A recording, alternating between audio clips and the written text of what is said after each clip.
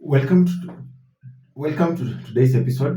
Today we're talking about investing basics, the basics of investing. And someone once told me that investing is sending your money on a mission to go and bring some more money. And this is one of those things that I wish I learned and realized earlier. So if you are in a position, in a point at your life where you are juggling the investment term and you are thinking, where do I start? What if I lose money? What do I do? Where do I invest?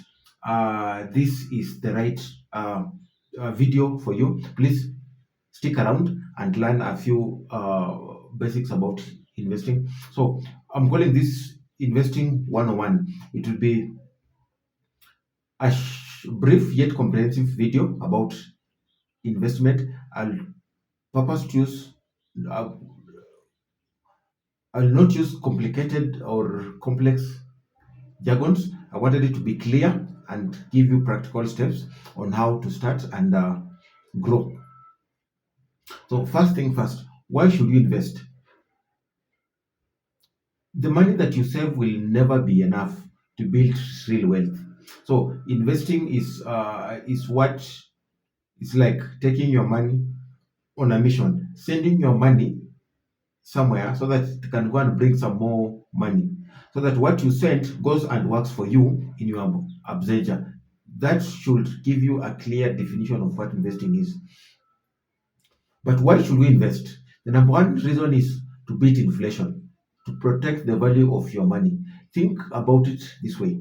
Uh, if you have 1,000 shillings now and you had 1,000 shillings 10 years ago, the value of that money is not the same. What you could buy with 1,000 shillings 10 years ago is very different from what you can buy with 1,000 shillings now.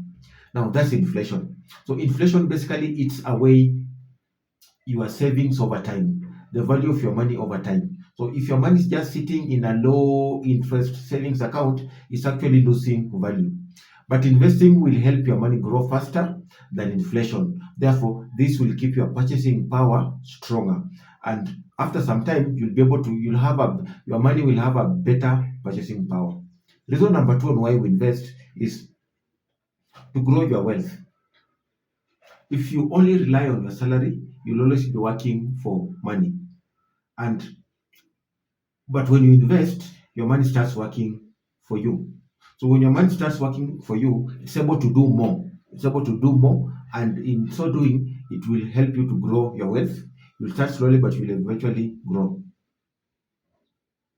Reason number three why invest is to achieve financial freedom so that we can stop living paycheck to paycheck.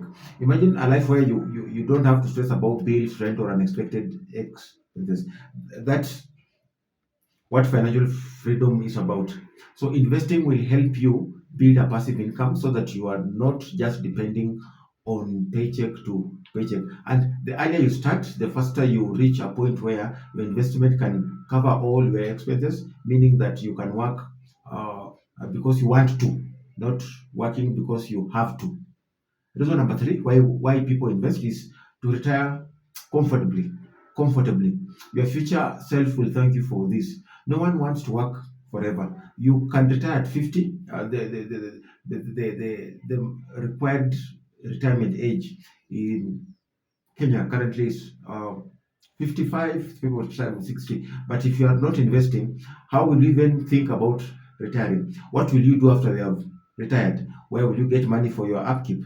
So relying solely on saving or pension might not be enough. So investing allows you to build a strong financial cushion, a financial muscle, so that when you retire, you're still able to enjoy life without worrying about money or now that you no longer be working.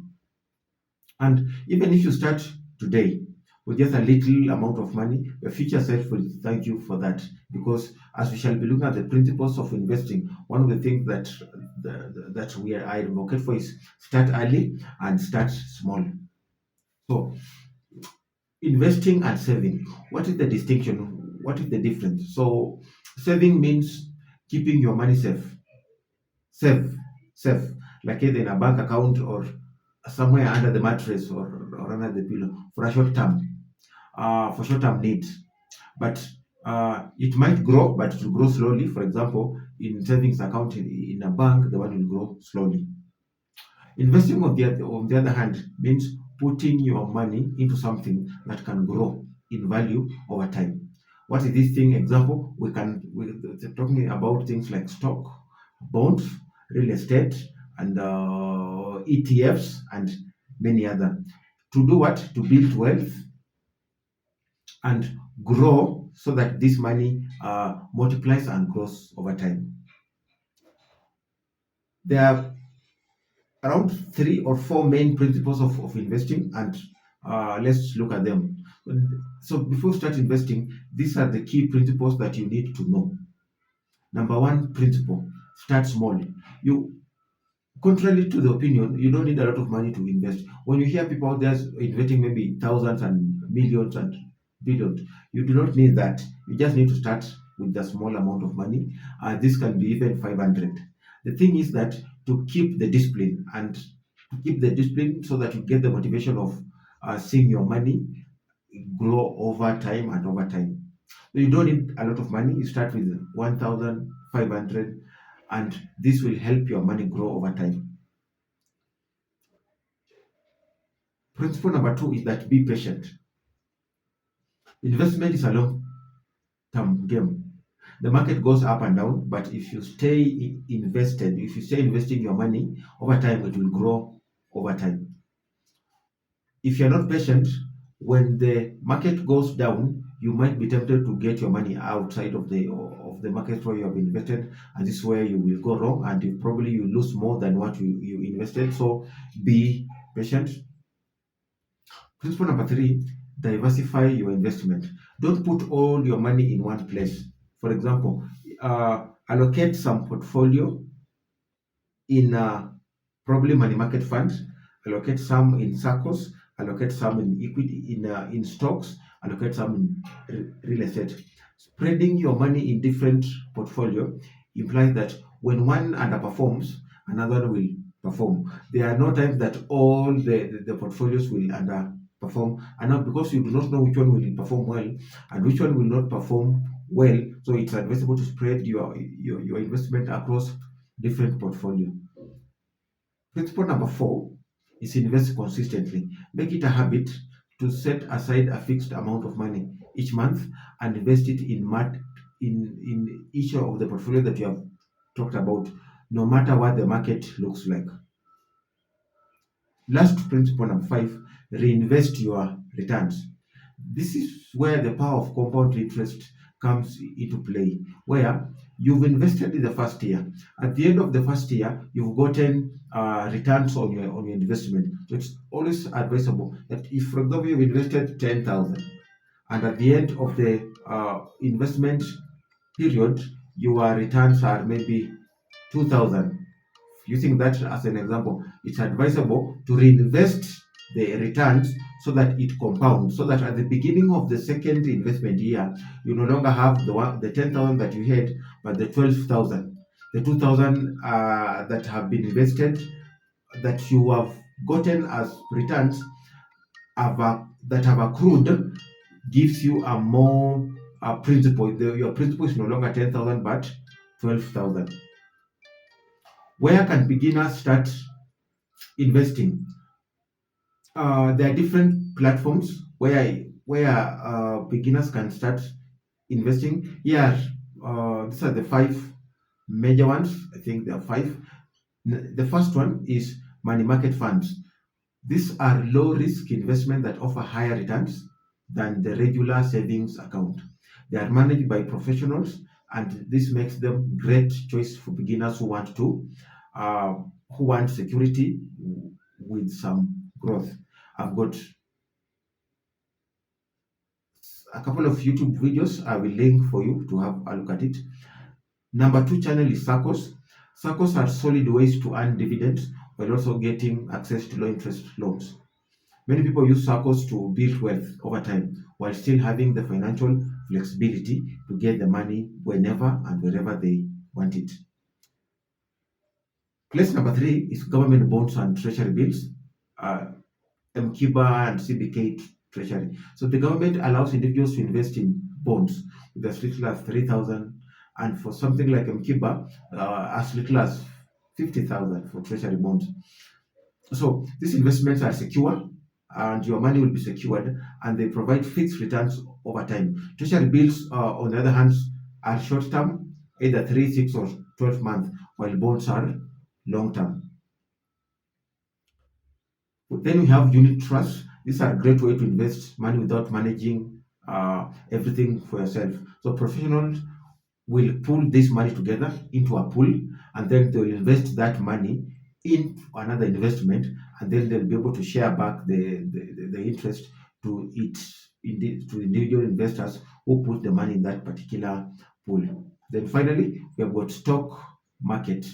This might be shares or this might be ETFs. So if you're ready ready for long-term growth, investing in stocks allows you to own a part of big companies, companies like Safaricom, Equity, or whichever KCB banks. So you can invest in ETFs, exchange traded funds, and these are safer ways to diversify your portfolio. So these are some of the simple, safe, and effective ways to start investing. Even if you only have as little as 2,000 per month, you can start investing. How do you get started with investing? Step number one is that you set a goal. You have to be clear on what you are investing and why you are investing. So, are you investing for retirement? Are you investing to buy a home? Are you investing for wealth, for health, or any other reason for school fees or education? So, knowing your goal helps you to choose the right investment vehicle or path to follow. Start small. I mentioned this a couple of times. No matter how much money you have, so start small. Then be consistent. Treat investment like paying bills, where you commit every particular month. Then monitor your investment. Don't just invest and forget. Keep a track of your returns. Get to know what is happening. You invested this amount in January. Come December, what is happening? How much have you earned? Not just even December. After like a quarter, quarterly. Come March, come June, come August. Keep a track of how your investment is performing. Then stay persistent. Investment and investing is a marathon. It's not a sprint. Give your money time to grow. So investment doesn't have to be scary. You just have to start, and you have to start small. You have to stay consistent and watch your money start growing. They say that the best time to start investing was yesterday. The best first time to start investing was yesterday. The second best time to start investing is today. I hope you take action, and I'll see you in my next video.